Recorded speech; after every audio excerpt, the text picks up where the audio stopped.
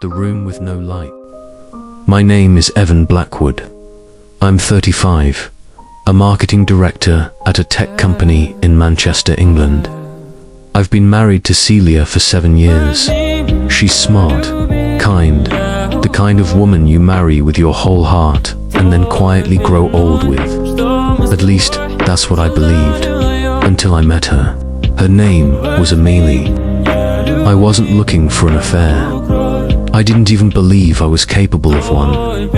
I had always despised the idea of those cheap thrills, the betrayal, the cowardice.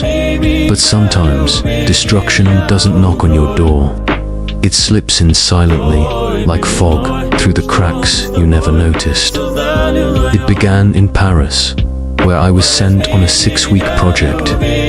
Celia couldn't come. She had an art exhibition opening in London and stayed behind. We promised daily calls.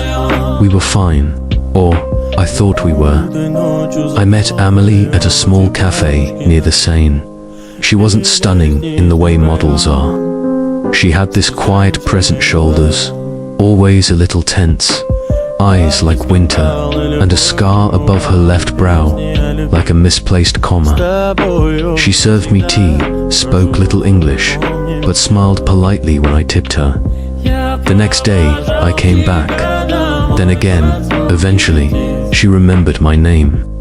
And on a rainy afternoon, when the cafe was nearly empty, she asked, in broken English, if I wanted to sit with her during her break. That was how it started. Amelie was 27, had grown up in a suburb of Lyon, and lived alone in a studio apartment that smelled of books and old rain, as she poetically described it. She asked about Celia after noticing my ring, but not in a judgmental way, more like someone acknowledging a fact, not a boundary. And God help me, I didn't lie. I told her everything. That Celia was wonderful, supportive, safe. But lately, I'd been feeling like I was performing in my own life. That sometimes, when Celia kissed me, I felt like a bystander watching another man's marriage. Amelie didn't speak.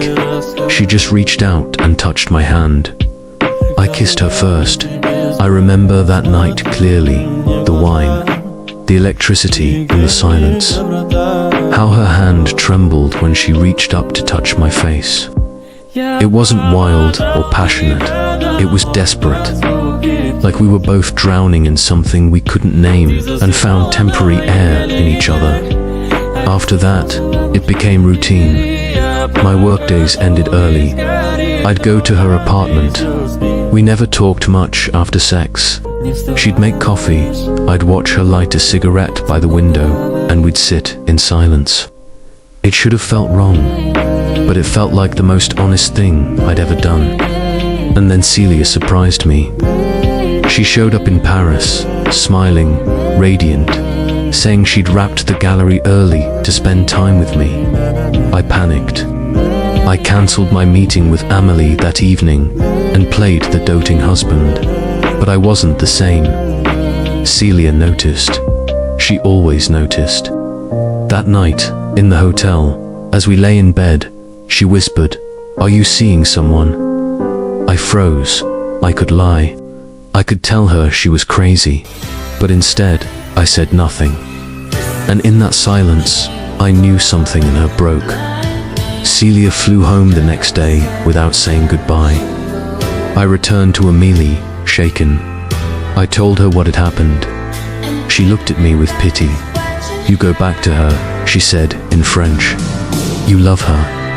"I don't know if I love anyone anymore," I replied. She lit another cigarette. Her voice was tired. "Then you're more dangerous than you think." I didn't see her again after that day. She left the cafe. I went by every afternoon. Nothing. One of the baristas told me she quit without explanation. I tried. Calling her number was disconnected. I searched. Nothing. It was like she never existed. I returned to Manchester a month later. Celia wasn't waiting. Our apartment felt colder, emptier. I left my suitcase by the door for 3 days.